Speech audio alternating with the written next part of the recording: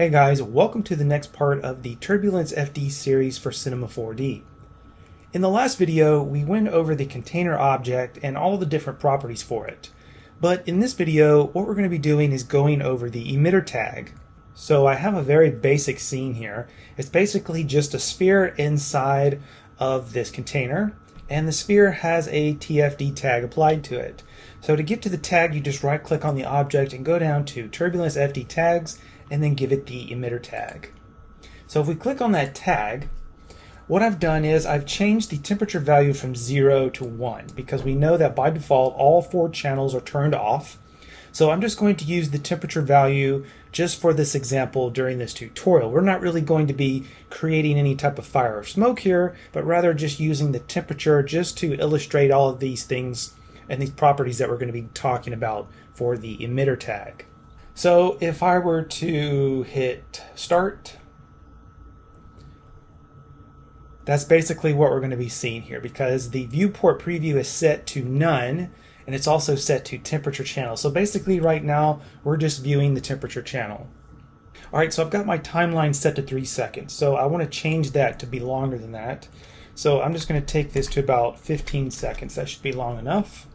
Alright, so if we click on the tag, we've got a couple of properties here under General.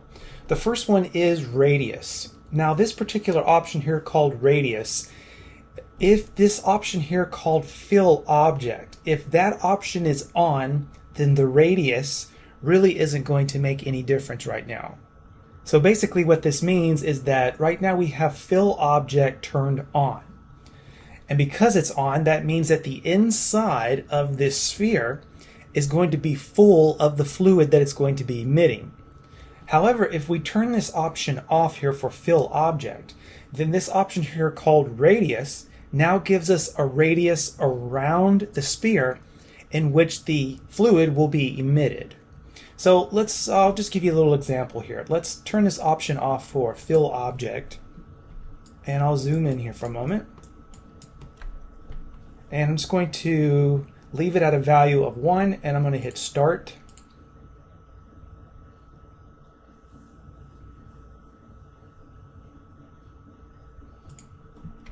Okay, so let's change this value here to something like 10. Let's hit start again. Okay, so you can see that it's actually going out beyond that now. Let's take this up a little higher to something like maybe 35. Restart the simulation, and you can see basically what's happening here. Just the farther we go out with this radius, the farther out that this fluid is going to be around the object. So a value of 1 usually works just fine unless you want to have a very thick covering of the fluid around your object.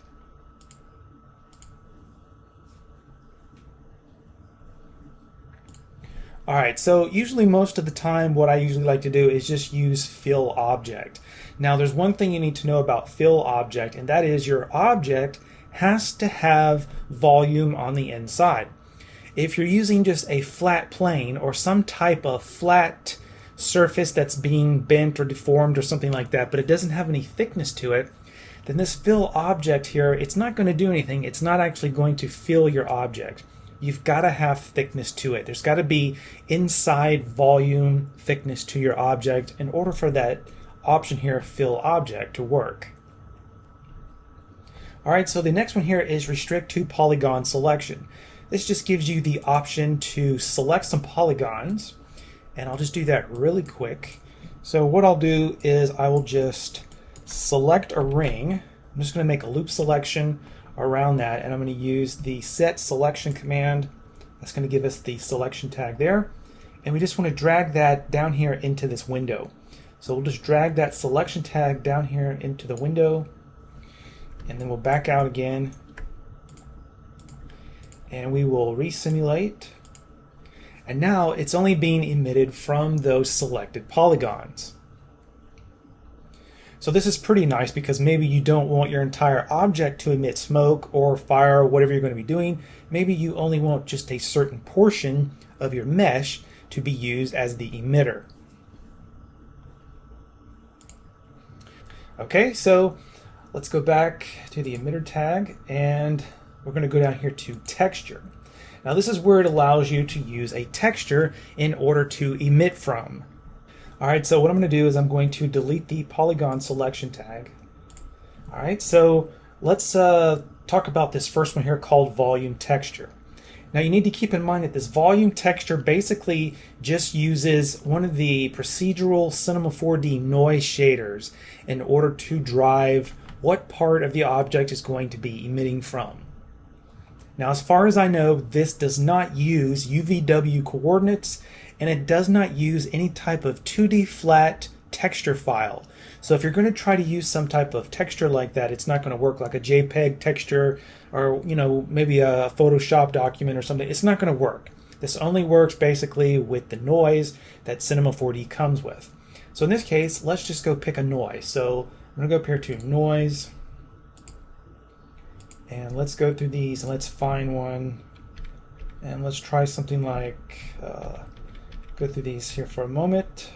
Let's try fire. That looks okay. So we'll try that, and we will start that one up again, and you can see what it's doing here. It's actually emitting from where the fire texture would be applied on the sphere. And of course you could actually animate this if you want to. So let's do the animation loop here, and let's animate, see what that looks like. Okay, so that looks pretty good. So we're going to hit start again.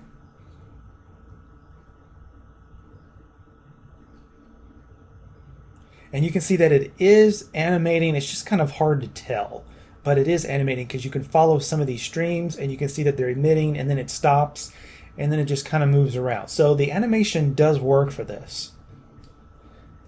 Okay, so I'm going to go ahead and stop that. Let's see if we can play this a little faster and see it. Alright, so that seems to be working pretty well.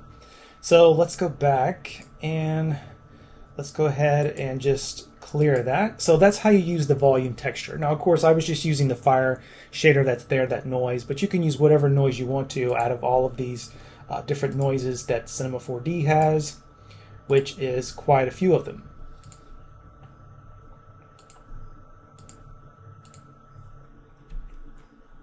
Okay, so the next one here is surface texture channel. Now this uses the texture file, but it only works with UVW coordinates right now. So there's actually a pretty good example of how to use this in the examples folder. So what we could do is just go into the plugins folder here and go to the examples, and this one is called texture-based emission.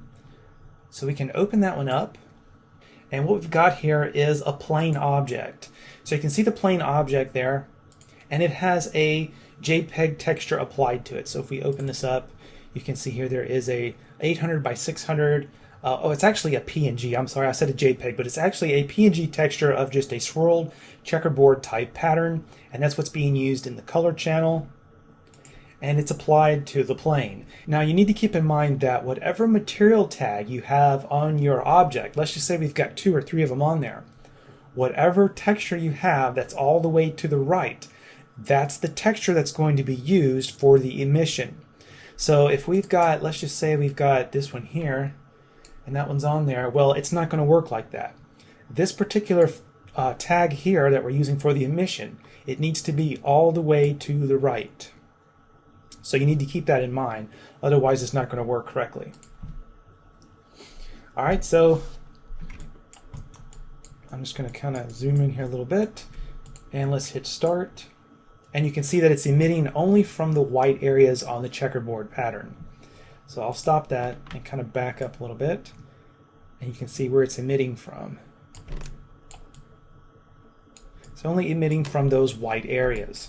So if we go to the emitter tag, you can see here that the surface color channel has been set to color. Now we can also use alpha, transparency, or luminance. However, in this we are using the color, so that's what this is. This checkerboard pattern is in the color channel, and that's what we're using here is the color. So that's how you use the surface texture channel. Now the next one here is going to be use vertex maps. So in order to do this, what I'm going to do is I'm just going to delete that texture off of there because we don't need it. Alright, so what we need to do is we need to create a vertex map for this plane. So I'm going to go over here to the plane object, and I'm going to go down here to, let's go to select, and actually we need to be over here in polygon mode. So make sure you don't have any polygons selected, and we want to go to select, set vertex weight. And the value, we'll just leave it right now to 0, and the mode is set. So we'll click OK. Now that's going to turn it red, and we need to go over here to the vertex map tag, and we need to double click it. And as soon as we double click it, that's going to give us a brush tool in the viewport. And now we can start painting, and you can see these areas are turning yellow. So what I'm going to do is I'm just going to draw some type of design on here, maybe something like that. And now we can go back over here to the tag, and we need to enable use vertex map. So I'm going to enable that. And now when we hit start, now it's only emitting from where the weight is on that vertex map. So this way you can actually control where your emission is based on a vertex map. So this is just giving you another option. If you don't want to use a noise, like the volume there, the option for the volume texture, and if you don't want to use a surface texture, then you can also use the vertex map. Okay, so the next thing here is particle emission intensity. Now, this particular setting here, the particle emission intensity, this deals with particle emitters. So we're not really going to be getting into this right now. Perhaps maybe we'll do something with this a little later, but right now we're just going to leave it alone because it deals with particles, and that's a whole other subject, and it will just take up a lot of time to go into all of that and how to get TurbulenceFD to interact with particles. All right, so for the time being, we're just going to skip over that. So the next one here is force. So the first setting here, velocity weight. This velocity weight, again, deals with particles. So for the time being, we're not really going to touch this velocity weight setting. Maybe we'll come back to it again and talk about it when we get into particles at a later time. Okay, so the next one here is normal force. So what this does, it applies pressure or force coming from the normals of the polygons. So if we select the plane and go into polygon mode, if we select these polygons here, you can see that they are colored orange. Now the color orange means that the normal is facing the correct direction. However, if we use the shortcut, which is UR, to reverse them, you can see that they've turned blue. Blue means that these normals have been reversed and they're not facing the right way. So we need to reverse them back. Now, if you really want to know what the normals look like, because right now we cannot see the illustration of the normal other than just having this color represented by orange here in the viewport. So what we can do is hit Shift V. That's going to bring up the properties here, and we need to go over here to display, and we need to click on normals to enable that. And now you can see that we have these normals, which basically looks like a solid strand of hair, which is sticking up from the very center of each polygon. So if I use the reverse normal on that, you can see that now they have been reversed and they're pointing down. We also still have the blue color there, which means that this is incorrect. They need to be reversed. So just keep that in mind, that your normals are facing the correct direction. So we want to hit UR again to reverse those. If we hit Control A to select them all, you can see they're all pointing in the correct direction. And I'm just going to disable that normal setting there. So if we use normal force here, and let me go back up here and turn off use the texture. I'll tell you what, let's just keep the vertex map on for now. And I'm going to use the normal force value here. I'm going to take this up to something like maybe 300. So we'll start this again. So basically what it's doing is it's exerting force from the normal, and it's shooting the fluid outward in the normal direction. Alright, so let's hit stop and let's go back and let's use something else here for another example. Let's just say that we have an object that is bent. So I'm going to take this vertex map and delete that. And I'm going to take the plane object, and what I'm going to do is, just for the time being, I'm going to go to a side view.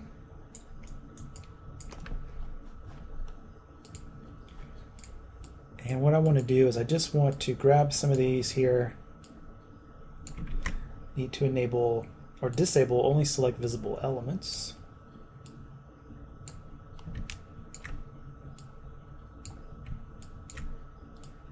And I'm just going to make kind of like a little ramp here.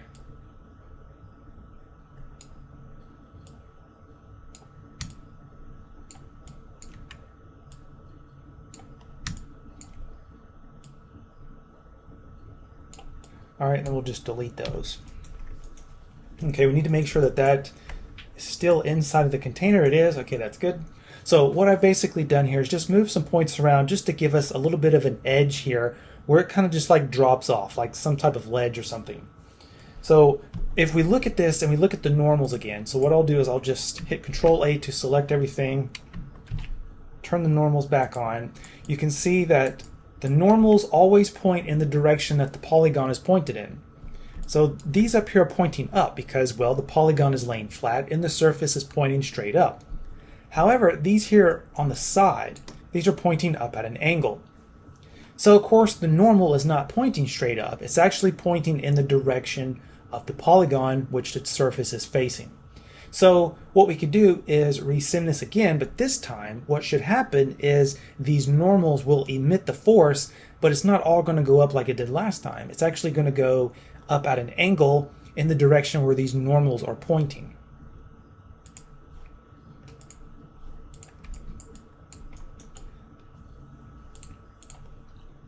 So that is basically how the normal force value works. It just emits in the direction that the normal is facing. And of course, you can have low pressure or high pressure with it.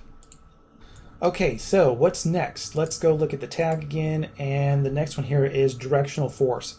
Now, directional force works a little different. It does not take into consideration the direction that the normals are facing, but rather it just uses all of the polygons that are going to be emitting, and it just makes them all emit in one direction.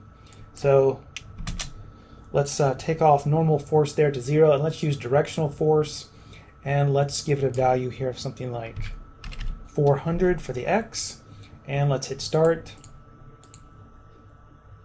So you can see what it's doing. All the polygons are just basically emitting in one direction, either X, Y, or Z, whichever one here you specify. So just keep in mind that this does not take into consideration the direction that the normal is facing. Okay, so I'm just going to go ahead and stop that. And we'll take that back down to 0. So the next one here is pressure. Now, not long ago, someone had asked me about what type of setting did I use in order to create the vacuum on my dry ice little animation that I did using TurbulenceFD, because towards the end of that animation, I had like this vacuum hose that was kind of sucking up the gas or the dry ice. So basically, I just used a negative value here for the pressure because, after all, a positive value would be an outward expansion, like an explosion, and then of course negative pressure is vacuum. So if you want to have a vacuum, then what you need to do is just give it a negative pressure. So let's just say, for example, let's take the directional force and let's go back to something like 350 with it, and what I want to do is I want to create something like maybe a sphere, and let's take it down a little bit, and we'll move it over here. Make sure it's inside the container. And we want to give it an emitter tag. And I'm just going to rename this to black hole. And we want to go down here to, let's see, pressure. And we're going to give it a negative value. So let's just try something like negative 500. All right, so what we're going to do is just start this up again.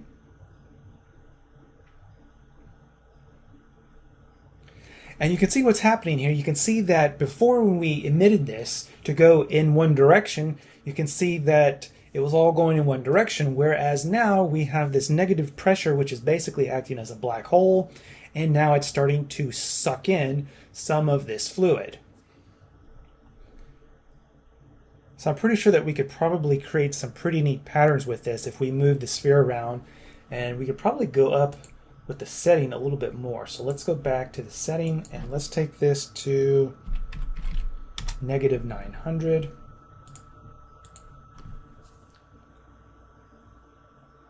So this is basically how the pressure works. You can have negative pressure or you can have positive pressure. Just remember that negative is vacuum and positive is expansion.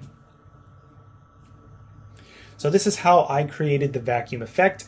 I just took a piece of geometry and put it inside of the hose and then animated the hose moving around, and all of the gases were actually sucked up into that hose, to that piece of geometry that was in there with the negative pressure value.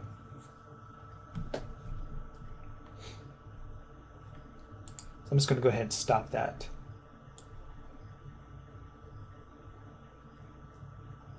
All right, so we can go with a positive value, and let's see what happens with that. Let's go with something like 600 for the positive, and more than likely we're probably not going to see anything happen because the sphere is way over on the other side. So let's just start this real quick to see what happens. Okay, actually, we're getting a little bit of a very weird effect going on there. It's actually pushing away from it. So let's stop and let's take this back down to something like 300. And let's take this black hole object and let's push it back over here. And let's pull it down to maybe about there. So it's going to be right in the way when this directional force is going to blow everything right into it, but it's going to have the opposite effect, pushing back away from it.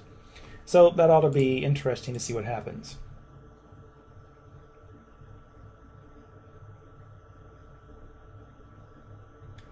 So you can see what's going on here. We've got this force that's coming off of the sphere, but we've also got force coming off of the polygons.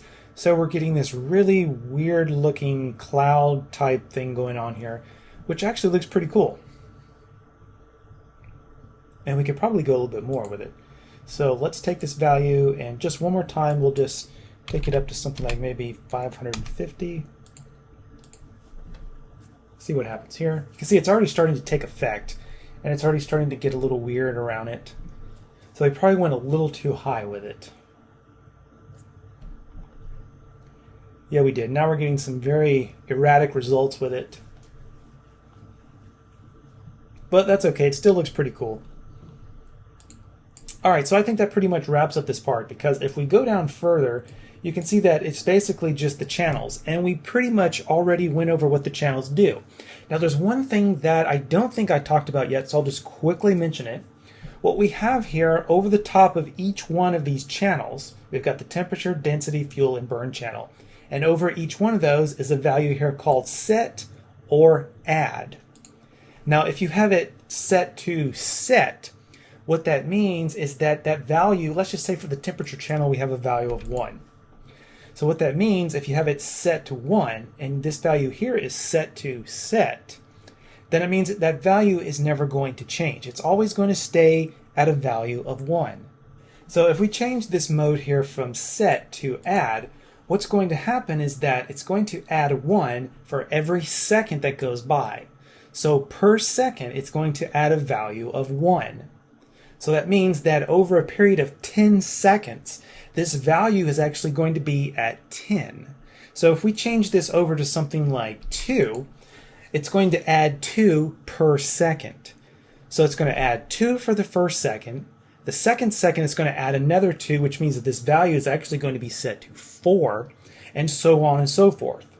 So just be careful with that. Otherwise, if you have this set to add and this number is too high, your object is quickly going to be producing a lot of either fuel or density or temperature, whatever it is here that you're using with that value, is going to quickly heat up.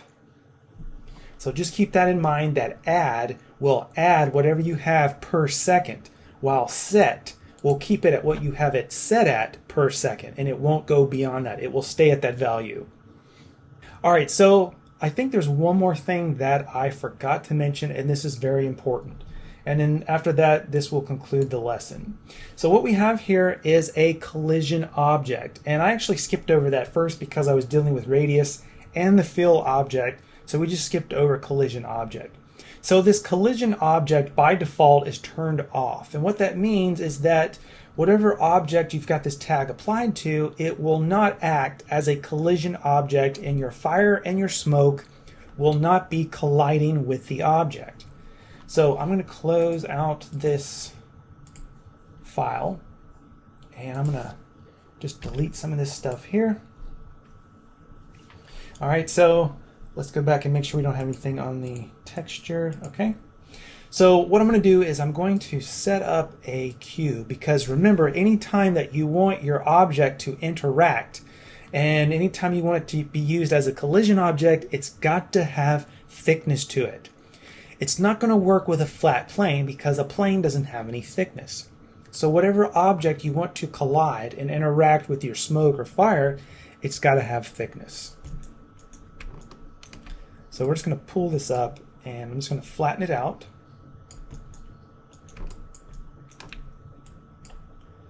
And we'll make it a little bit bigger. And let's see what happens if we leave it just as a basic primitive. And let's give it a TurbulenceFD tag, and let's activate collision object. So we'll start up this simulation. Okay, hang on, we gotta stop. Let's go back down here to the sphere.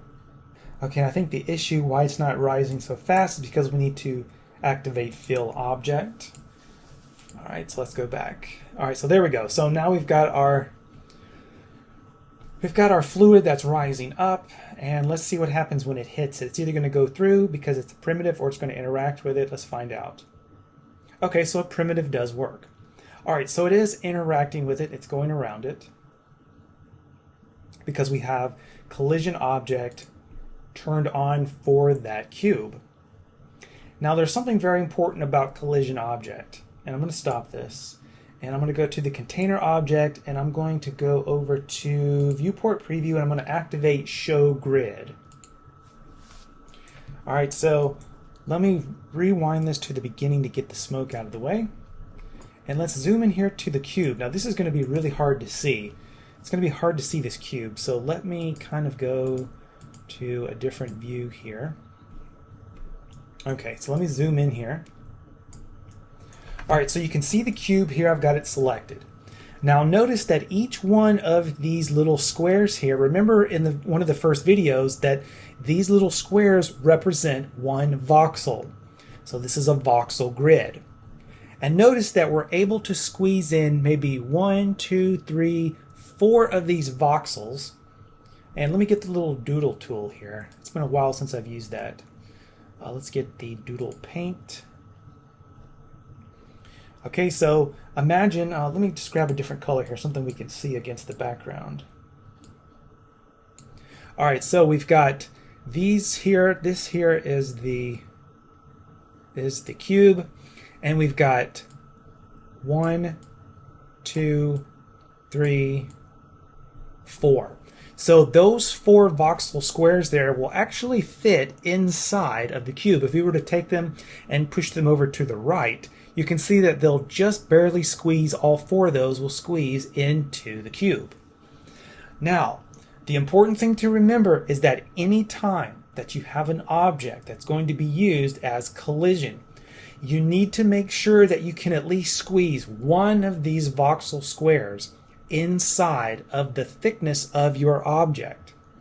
Okay, so let me give you an example here. Let's take this cube, and I'm just going to make it editable. Let's say you've got an editable mesh. It's not a primitive, and I'm just going to select the top points, and I'm going to pull those down. All right, now if we zoom in over here to this again, notice that there is absolutely no way you're going to take one of these voxel squares here. You're not going to be able to squeeze it on the inside of this cube because the cube is too small. It doesn't have enough, it's not thick enough for one of these squares to go inside. So the only option that you're left with is you're going to have to give your object more thickness, or you're going to have to take the voxel grid and bring the size down. So of course, to do that, you can take your container object voxel size, and you have to come down with that in order to get one of those to fit in there. So you can see that right about there. Now we can take one of those squares and we can actually fit that square inside. That way the collision will be recognized. But also keep in mind that when you take the voxel size down, notice what happened here for the CPU usage went up to 16.5 gigabytes, and the GPU went to just a little over 10 gigabytes. So there's no way I'm going to be able to simulate this on my GPU. I'm going to have to go to the CPU, and it's going to take longer. So you're going to have to find a happy medium between the two. So I'm going to take this back up to where I had it, which I think was 2.6, I think. No, it was not. Wait a minute, 260. Whoa, how did that happen? Let's try 2.6 again. There we go. Okay, that's a little better.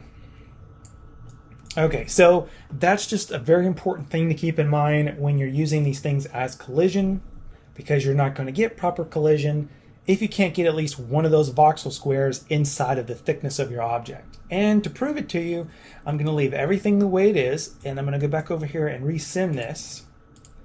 And we're just going to see what happens when this fluid rises up, and it's just going to pass right through it.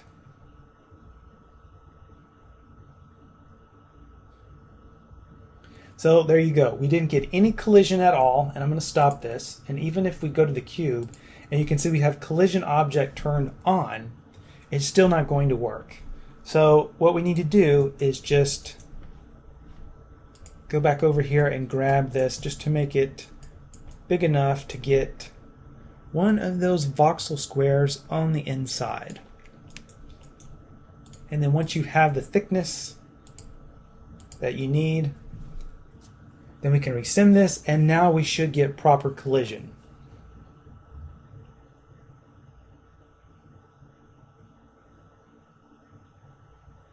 All right, so there you go. So I think that pretty much wraps up this video on the emitter tag. We went over all the different properties. We talked about the voxel size, making sure that you get proper collision. And I think that pretty much wraps up all of this stuff as far as the settings go on the different objects and the settings within them. Now, I think maybe I'm going to go one more video after this, and we'll just kind of put together something and render it out and talk about the different render settings and whatnot and how to render this out. And then after that, I'll probably conclude the series, at least for now. So as always, thank you guys for watching, and I will see you in the next video.